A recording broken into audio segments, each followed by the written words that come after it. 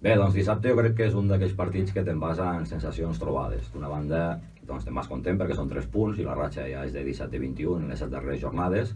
la qual cosa doncs situa el Lleida com el millor equip de la segona B en el grup tercer i el segon millor dels 80 de la segona B, només el Lorca ha estat capaç de sumar més punts en aquests 7 partits, però per altra banda també és cert que te'n vas en la sensació una mica de que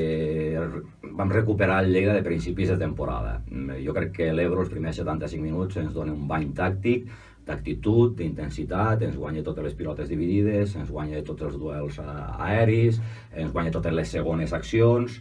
És cert que és un equip físic, però precisament per això entenc que Siviero continua apostant pels 3 centrals i per Albisua i per Valiente, però les sensacions del Lleida no són bones. També és cert que quan l'entrenador mou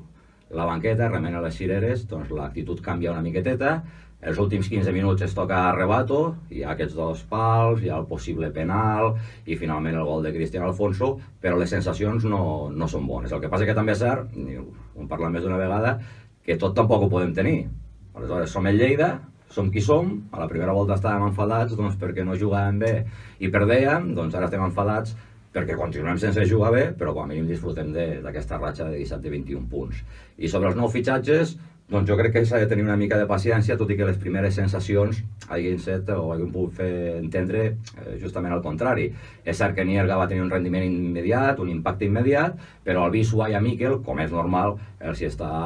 costant una miqueta més entrar en l'equip, igual que a Javi López, que ell mateix reconeixia que físicament encara li faltava una miqueta, però jo crec que són 4 bones operacions que ha fet el Lleida Esportiu en el mercat d'hivern i entenc que al final acabaran donant un bon rendiment. I finalment sobre els objectius d'aquesta temporada, esperem a veure què passa al camp del Saguntino i a partir d'aquí tenim el Tourmalet amb Hèrcules, amb el Collano, amb Villarreal B i amb l'Atlético Baleares, que entenc que són els 4 partits que definitivament marcaran si podem somiar quelcom més o ens quedem a la zona tranquil·la de la taula classificatòria. De moment, això sí, sembla que la permanència està pràcticament assegurada.